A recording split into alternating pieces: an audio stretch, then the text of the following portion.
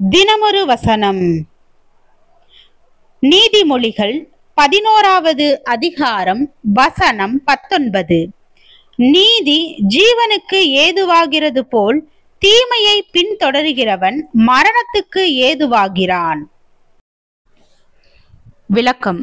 என்னுடைய வீட்டின் பின்புறத்தில் இருந்த ஒரு மாமரத்தில் ஏறக்குறைய 25 அடி உயரத்தில் சாம்பல் நிறத்துடன் ஏறக்குறைய 10 அங்குலம் அளவுள்ள கூம்பு போன்ற ஒரு பொருள் காணப்பட்டது.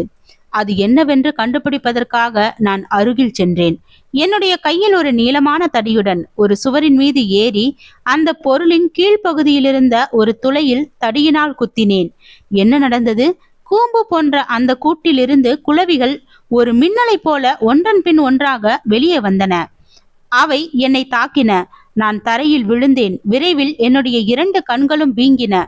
என்னுடைய நெற்றியிலும் வீக்கங்கள் ஏற்பட்டன. இந்த சம்பவத்திற்கு பின்பு நான் அந்த தவறை மீண்டுமாக செய்யவில்லை. பாவமும் குளவிகளைப் போல அபாயகரமானது. நாம் பாவத்தினால் தாக்கப்படுவதை தவிர்க்க வேண்டும் என்றால் நாம் அதற்கு விலகி ஓட வேண்டும்.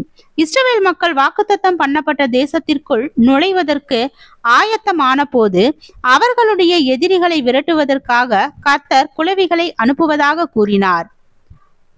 இஸ்ரவேல் மக்கள் அவரிடமிருந்து விலகக்கூடாது என்றும் அவர் எச்சரித்தார். ஆனால் அவர்களுடைய கீழ்ப்படியாமையினால் கர்த்தர் தம்முடைய நியாய தீர்ப்பை அவர்களுடைய எதிரிகளின் மீது அனுப்புவதற்கு பதிலாக அவர்களின் மீது அனுப்பினார்.